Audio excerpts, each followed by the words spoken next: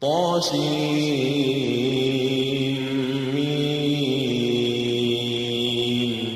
تلك آيات الكتاب المبين نتلو عليك من نبأ موسى وفرعون بالحق لقوم يؤمنون. إن فرعون علا في الأرض وجعل أهلها شيعا يستضعف طائفة منهم يذبح أبناءهم ويستحيي نساءهم إنه كان من المفسدين. ونريد أن نمن على الذين استضعفوا في الأرض ونجعلهم أئمة ونجعلهم الوارثين ونمكن لهم في الأرض ونري فرعون وهامان وجنودهما منهم ما كانوا يحذرون. وأوحينا إلى أم موسى أن أرضعيه فإذا خفت عليه فألقيه في اليم ولا تخافي ولا تحزني إنا رادوه إليك وجاعلوه من المرسلين. فالتقطه آل فرعون ليكون لهم عدوا وحزنا إن فرعون وهامان وجنودهما كانوا خاطئين. وقالت امرأة فرعون قرة عين لي ولك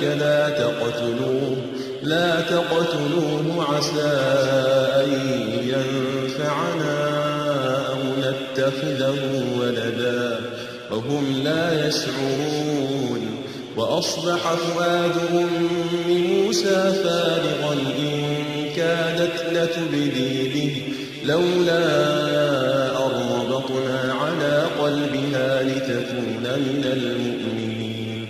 وقالت لأخته قصيه فبصرت به عن جنب وهم لا يشعرون. وحرمنا عليه المراضع من قبل فقالت هل أدلكم على أهل بيت يكفلونه لكم وهم له ناصحون. فرددناه إلى أمه كي تقر عينها ولا تحزن ولتعلم أن وعد الله حق ولكن أكثرهم لا يعلمون. ولما بلغ أشده واستوى آتيناه حكما وعلما وكذلك نجزي المحسنين. ودخل المدينة على حين غفلة من أهلها فوجد فيها رجلين يقتتلان هذا من شيعته وهذا من عدوه فاستغاثه الذي من شيعته على الذي من عدوه فوكزه موسى فقضى عليه قال هذا من عمل الشيطان إنه عدو مضل مبين. قال رب إني ظلمت نفسي فاغفر لي فغفر له إنه هو الغفور الرحيم. قال رب بما أنعمت علي فلن أكون ظهيرا للمجرمين. فأصبح في المدينة خائفا يترقب فإذا الذي استنصره بالأمس يستصرخه قال له موسى إنك لغوي مبين. فلما أن أراد أن يبطش بالذي هو عدو لهما قال يا موسى أتريد أن تقتلني كما قتلت نفسا بالأمس إن تريد إلا أن تكون جبارا في الأرض وما تريد أن تكون من المصلحين. وجاء رجل من أقصى المدينة يسعى قال يا موسى إن الملأ يأتمرون بك ليقتلوك فاخرج إني لك من الناصحين. فخرج منها خائفا يترقب قال رب نجني من القوم الظالمين. ولما توجه تلقاء مدين قال عسى ربي أن يهديني سواء السبيل. ولما ورد ماء مدين وجد عليه أمة من الناس يسقون ووجد من دونهم امرأتين تذودان قال ما خطبكما قالتا لا نسقي حتى يصدر الرعاء وأبونا شيخ كبير. فسقى لهما ثم تولى إلى الظل فقال رب إني لما أنزلت إلي من خير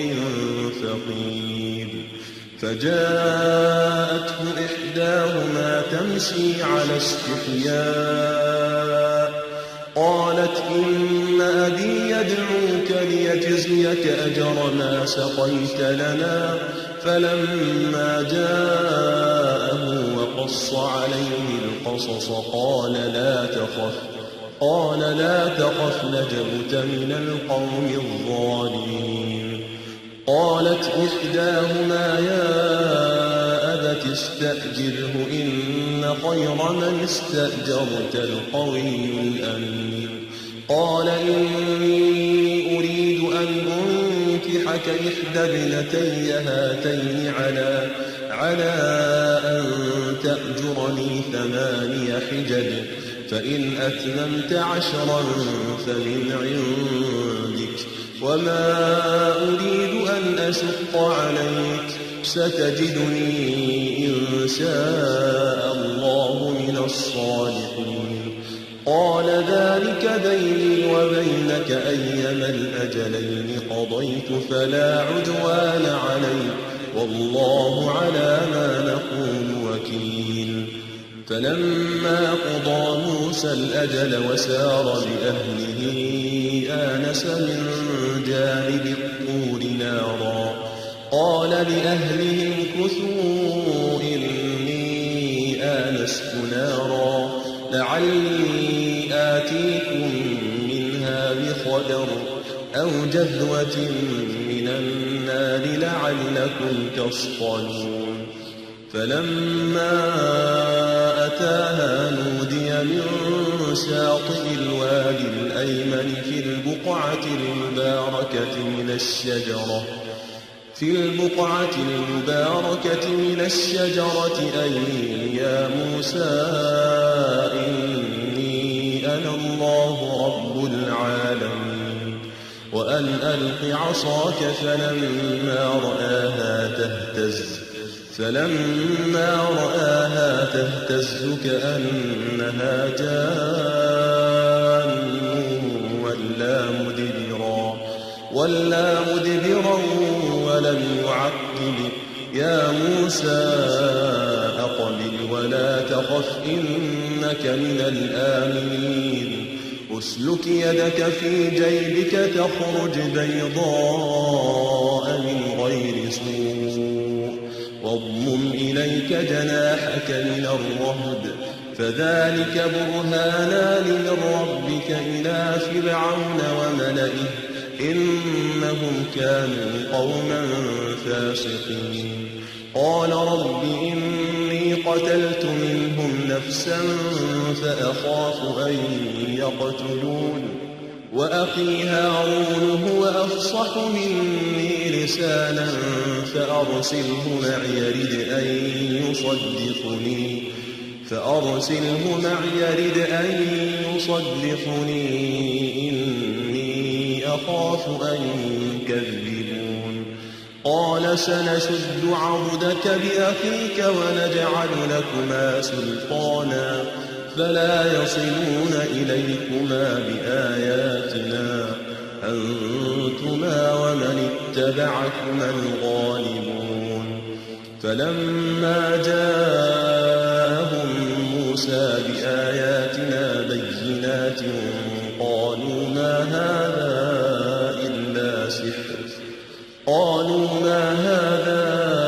إلا سحر مفترى وما سمعنا بهذا في آبائنا الأولين وقال موسى ربي أعلم بمن جاء بالهدى من عنده ومن تكون له عاقبة الدار إنه لا يفلح الظالمون وقال فرعون يا أيها الملأ ما علمت لكم من إله غيري فأوقد لي يا هامان على الطين فاجعل لي صرحا لعلي أطلع إلى إله موسى وإني لأظنه من الكاذبين واستكبر هو وجنوده في الأرض بغير الحق وظنوا أنهم إلينا لا يرجعون فأخذناه وجنوده فنبذناهم في اليم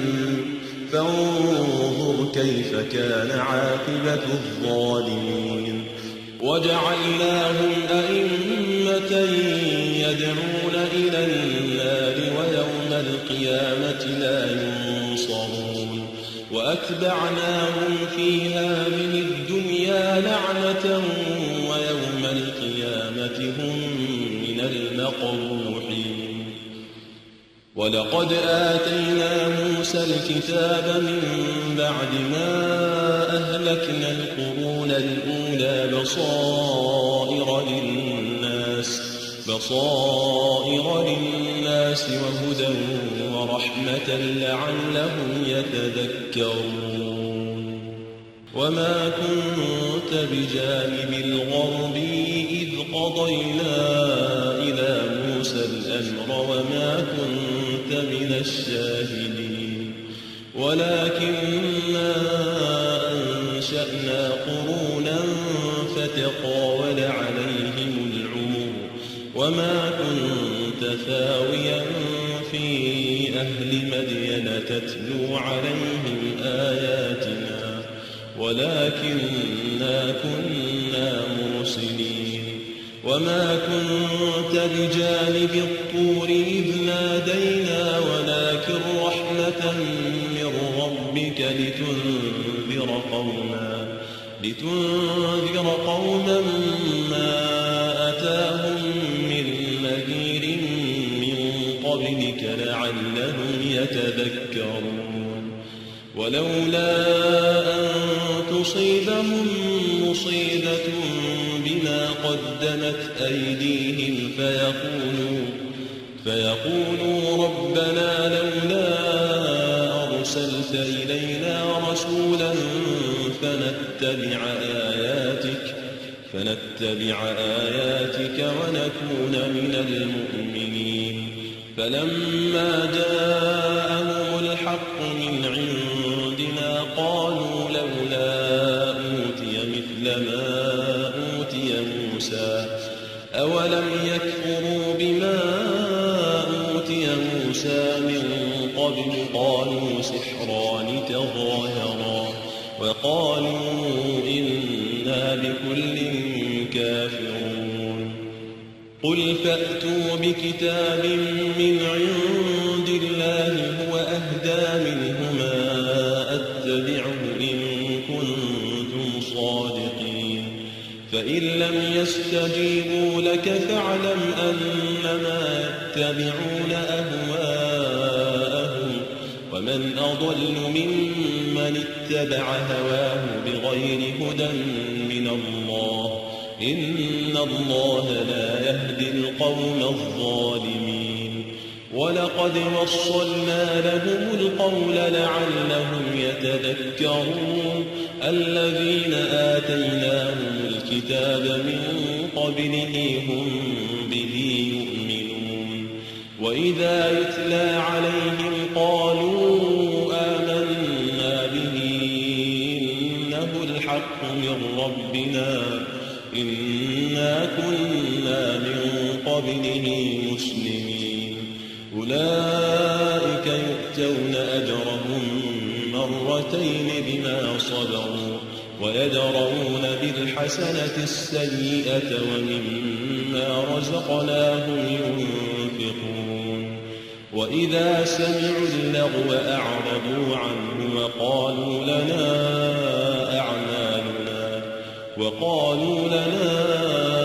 أعمالنا ولكم أعمالكم سلام عليكم لا نبتغي الجاهلين إنك لا تهدي من أحببت ولكن الله يهدي من يشاء وهو أعلم بالمهتدين وقالوا إن نتبع الهدى معك نتخطف من أرضنا أولم نمكن لهم حرما آمنا يجبى إليه ثمرات كل شيء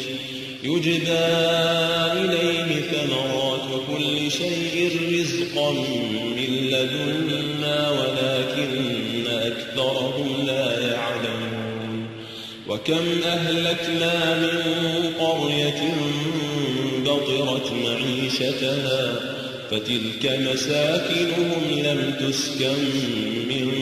بعدهم إلا قليلا وكنا نحن الوارثين وما كان ربك مهلك القرى حتى يبعث في أمها رسولا يتلو عليهم آياتنا وما كنا مهلك القرى إلا وأهلها ظالمون وما أوتيتم من شيء فمتاع الحياة الدنيا وزينتها وما عند الله خير وأبقى أفلا تعقلون أفمن وعدناه وعدا حسنا فهو لاقيه كمن متعناه متاع الحياة الدنيا ثم هو يوم القيامة من المحضرين ويوم يناديهم فيقول أين شركائي الذين كنتم تزعمون قال الذين حق عليهم القول ربنا هؤلاء الذين أغويناهم كما غوينا تبرأنا إليك ما كانوا إيانا يعبدون وقيل ادعوا شركاءكم فدعوهم فلم يستجيبوا لهم ورأوا العذاب لو أنهم كانوا يهتدون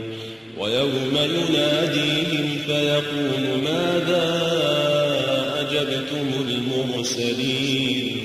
فعميت عليهم الأنباء يومئذ فهم لا يتساءلون فأما من تاب وآمن وعمل صالحا فعسى أن يكون من المفلحين وربك يخلق ما يشاء ويختار ما كان لهم الخيرة سبحان الله وتعالى عما يشركون وربك يعلم ما تكن صدورهم وما يعلنون وهو الله لا إله إلا هو له الحمد في الأولى والآخرة وله الحكم وإليه ترجعون قل أرأيتم إن جعل الله عليكم الليل سرمدا إلى يوم القيامة من إله غير الله أفلا تسمعون قل أرأيتم إن جعل الله عليكم النهار سرمدا إلى يوم القيامة من إله غير الله يأتيكم بليل تسكنون فيه أفلا تبصرون ومن رحمته جعل لكم الليل والنهار لتسكنوا فيه ولتبتغوا من فضله ولعلكم تشكرون ويوم يناديهم فيقول أين شركائي الذين كنتم تزعمون ونزعنا من كل أمة شهيدا فقلنا هاتوا برهانكم فعلموا أن الحق لله وضل عنهم ما كانوا يفترون إن قارون كان من قوم موسى فبغى عليهم وآتيناه من الكنوز ما إن مفاتحه لتنوء بالعصبة أولي القوة إذ قال له قومه لا تفرح إن الله لا يحب الفرحين وابتغ فيما آتاك الله الدار الآخرة ولا تنس نصيبك من الدنيا وأحسن كما أحسن الله إليك ولا تبغ الفساد في الأرض إن الله لا يحب المفسدين قال إنما أوتيته على علم عندي أولم يعلم أن الله قد أهلك من قبله من القرون من هو أشد منه قوة وأكثر جمعا ولا يسأل عن ذنوبهم المجرمون فخرج على قومه في زينته قال الذين يريدون الحياة الدنيا يا ليت لنا مثل ما أوتي قارون إنه لذو حظ عظيم وقال الذين أوتوا العلم ويلكم ثواب الله خير لمن آمن وعمل صالحا ولا يلقاها إلا الصابرون فخسفنا به وبداره الأرض فما كان له من فئة ينصرونه من دون الله وما كان من المنتصرين وأصبح الذين تمنوا مكانه بالأمس يقولون